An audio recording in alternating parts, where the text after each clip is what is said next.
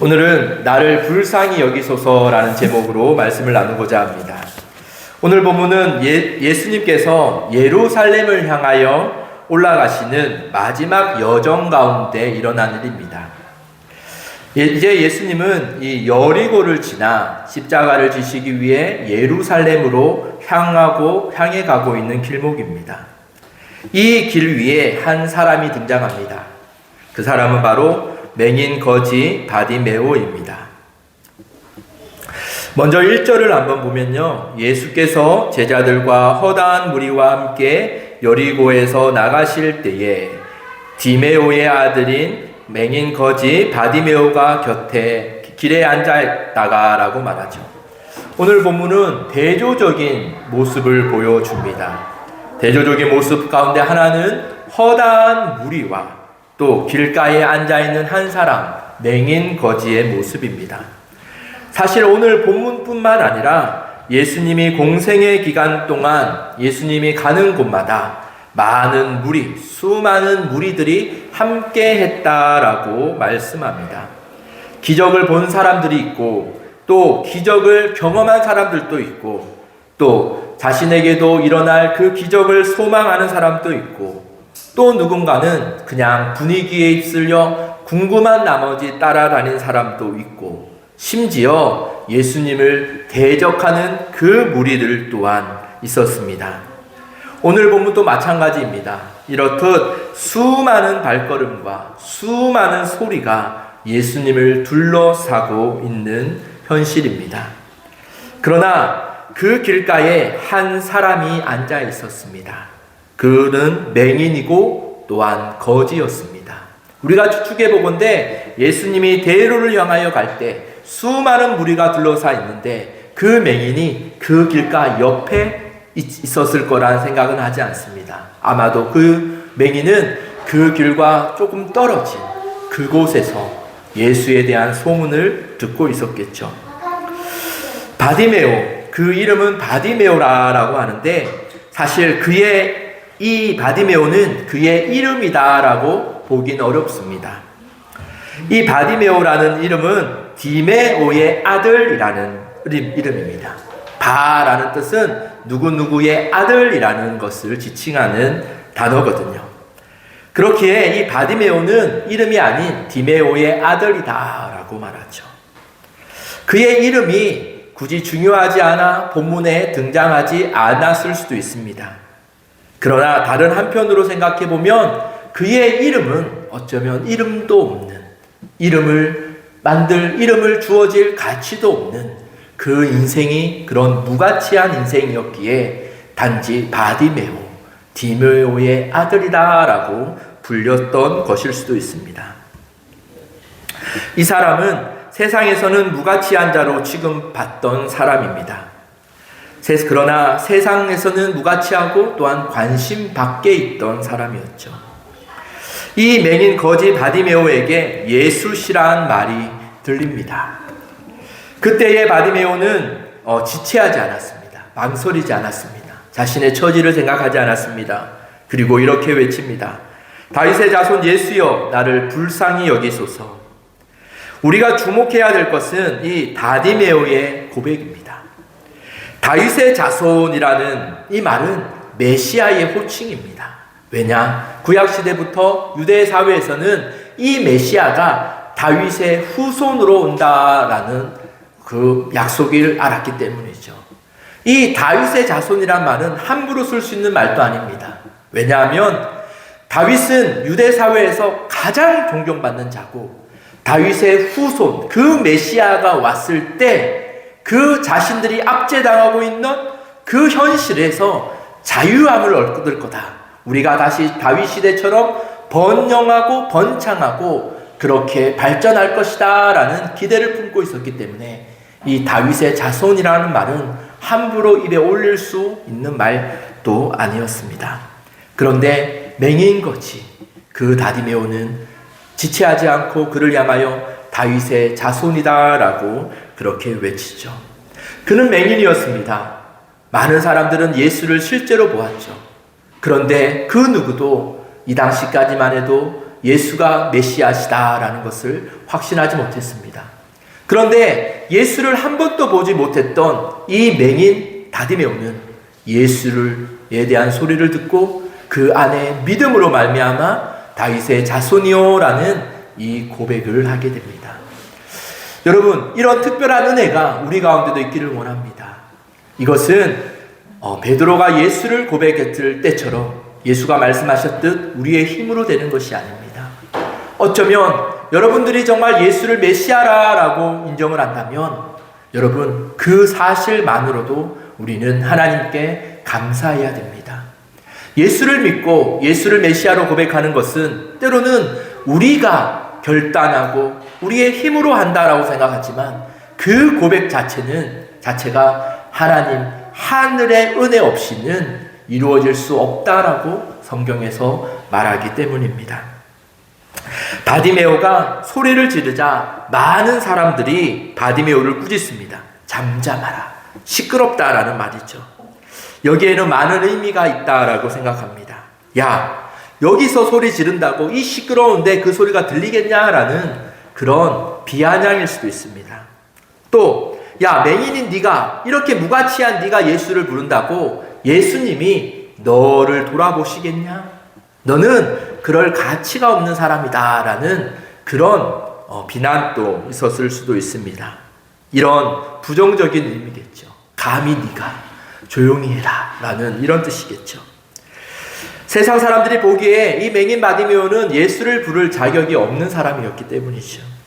그러나 이 바디메오는 그런 비아냥과 그런 질책에도 불구하고 더욱 소리를 질러 다윗의 자손 예수여 나를 불쌍히 여기소서라고 외칩니다. 사람들은 조용하라 위협하였지만 그는 더 크게 외치죠. 우리가 여기서 주목해 볼 수 있는 것은 더욱 소리를 질러라는 단어입니다. 이것은 단순히 소리의 크기의 문제가 아닙니다. 이것은 중심에서 터져나오는 그 바디메오의 울부짖음이었죠. 예수님은 허다한 무리 가운데 계셨습니다. 얼마나 많은 소리가 예수님의 귀에 들렸을까요? 얼마나 시끄러운 소리가 군중들로부터 흘러나왔을까요? 모두가 각자 원하는 바를 예수께 외치고 있었을 수도 있습니다. 예수님, 나를 좀 봐주세요. 나의 이것을 좀 도와주세요. 예수님, 우리 아이가 아픕니다. 예수님, 우리를 좀 도와주세요. 우리의 형편이 너무 어렵습니다. 이처럼 예수를 따라다니며 많은 무리들이 각자 하고 싶은 말들을 하고 있었겠죠. 도저히 세상적으로 보면 이 바디메오의 음성이 예수께 들려질 수 없는 그런 상황이었을 것입니다. 그런데 예수님께서는 그 많은 소리와 요청들을 듣고 계셨지만 이 바디메오의 부르짖음을 듣고 예수님은 가시던 길을 멈추십니다. 그리고 49절에 보면 예수께서 머물러 서서 그를 부르라 하시니 그들이 그 맹인을 부르며 라고 말하죠. 바디메오의 목청이 커서가 아니죠. 한 사람의 중심에서 드리는 그 믿음의 외침이 예수에게 들려졌고 예수가 가던 길을 멈추시는 그 일을 일으켜낸 것입니다. 오늘 말씀을 통해 우리는 기도에 대한 교훈을 한번 생각해 볼 수 있습니다. 첫째는 중심으로 드리는 기도를 예수님께서 들으신다라는 것입니다. 허다한 무리가 있었고 수많은 발걸음의 소리와 수많은 말소리, 수많은 기대와 흥분들이 있었습니다. 그야말로 소음의 현장이었죠. 그런데 예수님은 그 소리 가운데 바디메오의 소리를 들으셨고 이 바디메오의 기도를 들으셨습니다. 여러분 혹시 기도하실 때 이런 생각이 들지 않으십니까? 하나님이 과연 내 기도를 들으실까? 이렇게 작고 자격 없는 나의 기도를 들으실까? 나는 하나님께 아무것도 한 게 없는데 이런 아무것도 한 거 없기에 하나님은 내 기도를 듣지 않으실까라는 그런 의심을 해 보신 적이 없으십니까? 예수님은 우리의 자격을 논하시어 그 기도를 판단하지 않으십니다. 예수님은 우리의 중심에서 나오는 그 예수를 향한 그 절박한 그 중심을 하나님은 들으십니다. 오늘 바디메오의 기도를 통하여 우리가 확신하십시오. 하나님은 우리의 기도를 들으십니다. 그 수많은 소리의 기도를 듣지 못하신 것은 아닙니다. 예수님은 모두의 기도를 들으셨을 것이죠. 그 소리 하나하나를 다 들으셨습니다. 그러나 그 기도들이 예수를 멈춘 게 아니라 절박함에서 나오는 그 바디메오의 고백이 예수의 걸음을 멈추신 것이죠. 둘째는 이 바디메오의 기도의 내용입니다. 바디메오는 거창한 기도를 하지 않았어요. 신학적으로 어떤 표현도 없었습니다. 아주 근사하고 화려한 미사오구도 없었습니다. 길게 설명하지도 않았습니다. 아니, 그럴 여유도 없었겠죠. 예수가 지나가는데 어떻게 구구절절 자기 이야기를 하겠습니까? 그럴 여유도 없었습니다. 그러나 그의 기도는 단 한 문장이었습니다. 예수여, 나를 불쌍히 여기소서. 이 기도는 아주 단순하죠. 그러나 이 기도는 우리가 생각하는 단순함의 차원이 아닌 아주 깊은 기도의 내용입니다. 왜냐하면 이 기도는 자신이 누구인지를 알고 드리는 기도이기 때문이에요. 나는 스스로 하나님 앞에 설 수 없고, 나는 하나님의 전적인 도움이 필요한 존재이고, 하나님의 긍휼하심 없이는 나는 살 수 없는 그런 존재다라는 그것을 뼈저리게 느낄 때에 나올 수 있는 고백이 바로 주님, 나를 불쌍히 여겨달라라는 고백입니다. 사랑하는 여러분, 우리의 신앙과 우리의 구원, 아니 우리의 삶의 모든 것은 하나님의 인자하심에서 나옵니다. 우리는 우리의 힘으로 살아가는 것 같지만 사실 우리의 힘으로 살아감이 아니라 모든 것이 하나님의 은혜에서 나오는 것입니다. 우리가 먼저 하나님을 찾는 것이 아니라 하나님이 먼저 우리를 찾아주셨던 그 은혜 때문에 우리가 하나님을 바라보며 살 수 있는 것이죠. 하나님의 긍휼로 먼저 우리를 찾으셨습니다. 우리가 자격이 아닌 오직 은혜입니다. 그리고 우리의 신앙의 끝도 결국 하나님의 긍휼로 끝이 날 것입니다. 하나님의 긍휼로 시작한 하나님의 구원의 여정이 하나님의 긍휼로 끝까지 우리를 붙들어 주시기에 우리는 하나님 안에서 우리의 기도할 바는 하나님, 저를 불쌍히 여겨달라라는 그 깊은 기도가 우리의 중심에서 새겨지기를 원합니다. 개인적인 신앙을 한번 나누고 싶습니다. 저는 어릴 때는 아니죠. 제가 어릴 때는 신앙생활을 잘 안 했으니까요. 제가 하나님을 인식하고 나서부터 습관처럼 드렸던 기도가 있습니다. 그것은 하나님, 저를 불쌍히 여겨달라라는 기도였습니다. 그 기도가 이렇게 깊은 뜻인 줄 알고 드렸던 것은 아닙니다. 그냥 부모님이 가르쳐 주신 그 신앙의 교육에 따라 나를 불쌍히 여겨달라라는 기도를 많이 했던 것 같습니다. 그렇게 기도하다 보니 그 불쌍히 여겨달라는 기도가 조금 깨달아지기 시작했습니다. 그래서 저는 어느 순간부터 이렇게 기도합니다. 하나님, 저를 불쌍히 여겨주십시오. 그런데 사람에게 불쌍히 여김받지 아니하고 오직 하나님에게만 불쌍히 여김받는 하나님의 자녀로 삼아주십시오라고 이런 기도를 해왔던 것 같습니다. 그런데 그런 기도들이 쌓여서인지 모르지만 제 개인적으로 경험하기에 하나님이 그 기도의 제목처럼 하나님이 저를 많이 불쌍히 생각해 주시는 것 같습니다. 그러나 사람에게 비굴함이 아니라 세상의 불쌍함이 아닌 하나님만이 불쌍히 여김을 받는 자임을 조금씩 느끼는 것 같습니다. 그렇게 저는 여러분들에게 권면합니다. 여러분, 우리의 기도의 중심 가운데 하나님, 저를 불쌍히 여겨달라라는 이 겸손의 기도를 드릴 수 있기를 원합니다. 오늘 이후로는 우리의 기도가 어떤 말과 형식이 아닌 우리의 중심으로, 그리고 하나님의 긍휼에 호소하는 기도로 변화되어 가기를 소망합니다. 예수님께서는 바디메오를 부르시자 바디메오는요, 겉옷을 내버려 두고 예수께 나아갑니다. 여러분, 이 유대 사회에서 겉옷은요, 그냥 옷이 아닙니다. 하나의 재산으로 취급될 만큼 아주 중요한 것이었습니다. 밤에는 자신의 몸을 지키는 보호 이불과 같은 것이었고, 또한 낮에는 그 땡볕에 우리를 보호하는 보호막과 같은 것이었습니다. 이 겉옷은 단지 그냥 겉옷이 아닌 생존의 것이었다라는 것이죠. 하물며 이 맹인 거지죠. 그냥 맹인이 아니라 거지죠. 이 거지 맹인에게 이 겉옷은 얼마나 소중한 것이었을까요? 그의 삶의 전부와도 같은 것이었습니다. 그런데 그는 그 겉옷을 내버리고 나아갑니다. 왜일까요? 그가 예수께 나아가기 위함이었습니다. 믿음은 단순한 감정적인 것만은 아닙니다. 믿음은 우리의 행동을 동반하기도 합니다. 내가 붙들고 있던 것들을 내려놓는 것, 내가 안전하다고 생각하는 것들을 벗어놓고 우리의 우선순위가 예수께 나아가는 것에만 우리의 중심을 두고 달려가는 것, 그것이 바로 믿음의 삶입니다. 혹시 우리가 붙들고 있는 겉옷이 무엇입니까? 여러분, 이 말씀을 들을 때 혹시 조금 부딪힘이 있진 않습니까? 사실 우리 모두가 내려놓아야 된다라는 것을 너무나 잘 알죠.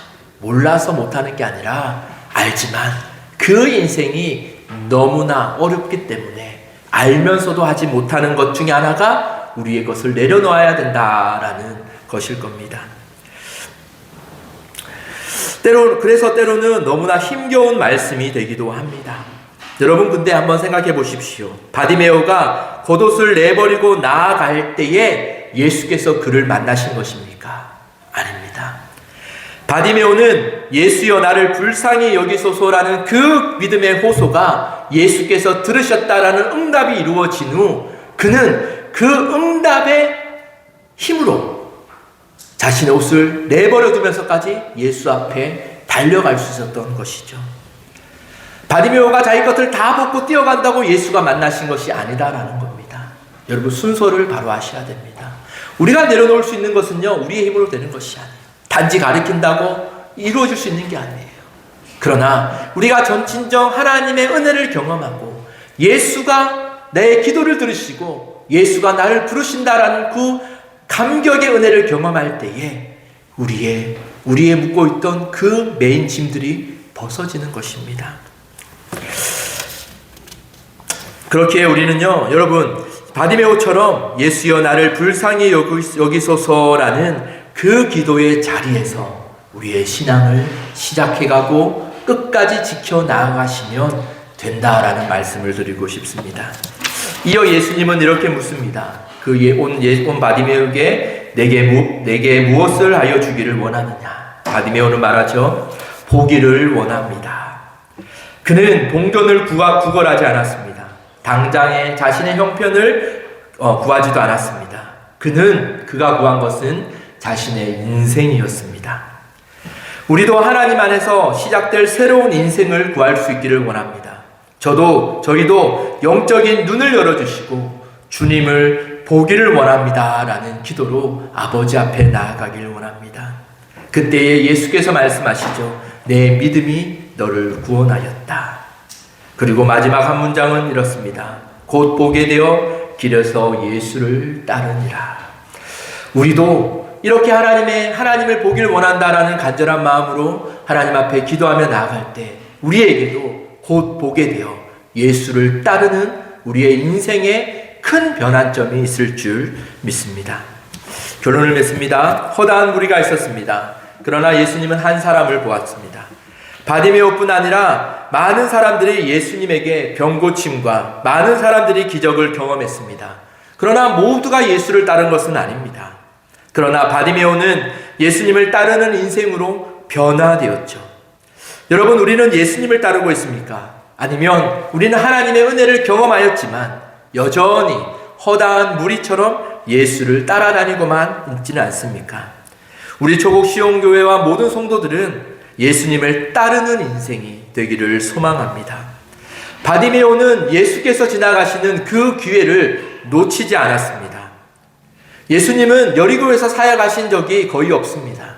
예수님은 주로 갈릴리와 예루살렘에서 사역하셨죠. 어쩌면 이 여리고는 예수님이 지나가는 길목이었습니다. 바디메오는 그 기회를 놓치지 않았죠. 우리도 하나님께서 우리에게 주시는 믿음의 기회와 회복의 기회를 놓치지 않기를 원합니다. 그리고 반드시 예수님께서 들으신다라는 믿음으로 인내하며 믿음의 여정의 때를 지켜나가시기를 원합니다. 우리는 더욱더 우리의 중심을 담아 예수여 나를 불쌍히 여기소서라는 기도로 우리는 나아갈 수 있기를 원합니다. 오늘날 허다한 많은 성도들이 있고 허다한 많은 교회들도 있습니다. 그런 가운데서도 우리 초국 시온교회와 우리 모든 성도들은 하나님께 불쌍히 여김 받는 사람들이 되기를 원합니다. 그리고 하나님의 시선이 머무는 곳, 그곳이 여러분들의 삶과 여러분들의 가정과 우리 초국 시온교회가 되길 원합니다. 본문을 생각하며 본문을 준비하며 한 주간 생각할 때 우리 초국 시온교회가 바디메오와 같다라는 생각을 많이 했습니다. 비록 인정받지 못하고 자격이 없다라는 취급을 당하고 그저 멀리서 예수님을 보며 기도할 수밖에 없었던 이런 모습이 바디메오와 같아 보였습니다. 그런데 예수님께서는 그 바디메오의 기도를 들으셨듯 우리도 이 부족해 보이고 초라해 보이는 교회에서 드리는 예배와 기도, 그 소리들도 들어주실 줄 믿습니다. 우리를 불쌍히 여기소서라는 이 기도로 뭔가 시작되는 우리 모두가 되기를 소망합니다. 기도하겠습니다. 하나님 아버지,